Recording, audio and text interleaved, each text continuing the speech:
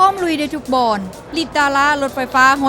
100%สถานที่จัดงานในมื้อนี้เมนอยู่ห่างพักสั้นหนึ่งก่อนที่จะเปิดตัวรถในมื้อนี้เมนมีการร้องเพลงและแสดงเต้นส่วนรถที่เปิดตัวในมื้อนี้มีน้ำกันอยู่2ซีรีส์คือ Pro Series และ Ultra Series เฮามาเบิ่งกันที่ซีรีส์ Ultra ให้ความจุแบตเตอรี่86กิโลวัตต์โมงสามารถแล่นได้ไกลสุดต่อการสาก1ครั้งอยู่ที่455กิโลเมตรตามมาตรฐาน NEDC มีราคาจำหน่ายอยู่ที่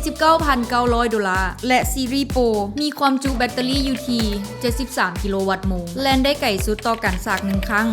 424กิโลเมตรตามมาตรฐาน NEDC มีราคาอยู่ที่$44,900ซึ่งทั้งสองมีความแตกต่างกันทางด้านแบตเตอรี่และระยะทางที่ไปได้ในส่วนของการออกแบบแม้นมีความแตกต่างกันบนหลังคา Panoramic Sunroof ซึ่งจะมีแต่ซีรีส์ Ultra เท่านั้นส่วนระบบการขับเคลื่อนแมนมีกำลังแรงมอเตอร์สูงสุด315กิโลวัตต์หรือเทียบเท่า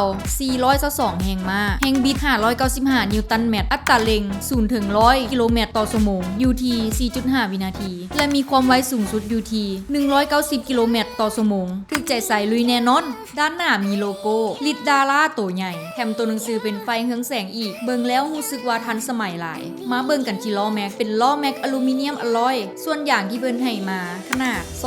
235/60 R18 ด้านหลังตกแต่งด้วยไฟ LED ยาวสุดคันเรียบไปกับไฟเลี้ยวแล้วก็ยังมีโลโก้ลิดดาราอยู่ด้านหลังนำอีกแต่ตัวนี้จะบ่มีไฟส่องคือด้านหน้าเด้อในส่วนของท้ายอยู่ด้านหลังรถจะมีหูปลั๊กเสียบ4หูและ Power Outlet มาให้อีก2หูเข้ามาเบิ่งที่ด้านในเพิ่นมีบอนั่งไฟฟ้ามาให้ทั้งบอนคนขับและผู้โดยสารภายในรถให้ความรู้สึกที่หรูหราพวงมาลัยมีโลโก้ลิดดารานำมีกล้องอ้อมคัน360องศามาให้ส่วนโหมดในการขับขี่แม่นมีมาให้2โหมดสำหรับขับ2ล้อและ7โหมดสำหรับขับ4ล้อเข้ามาเบิ่งที่ด้านหลังให้ความรู้สึกกว้างนั่งสบายมีบอนวางจอกมาให้นํอีกได้โดยรวมแล้วก็อัปเกรดมาจากรุ่นก่อนหลายบ่ว่าจะเป็นการขับเคลื่อนด้วย4ล้อพร้อมทั้งมีโหมดให้เลือกปรับตามทุกสภาพถนนสายลุยหายห่วงได้เลยสุดท้ายก็ขอขอบใจมายังลิดดาราลาวที่ได้เชิญพวกเฮามาในงานเปิดตัวครั้งนี้สำหรับคลิปต่อไปจะเป็นอย่างกดติดตามพวกเฮาเอาไว้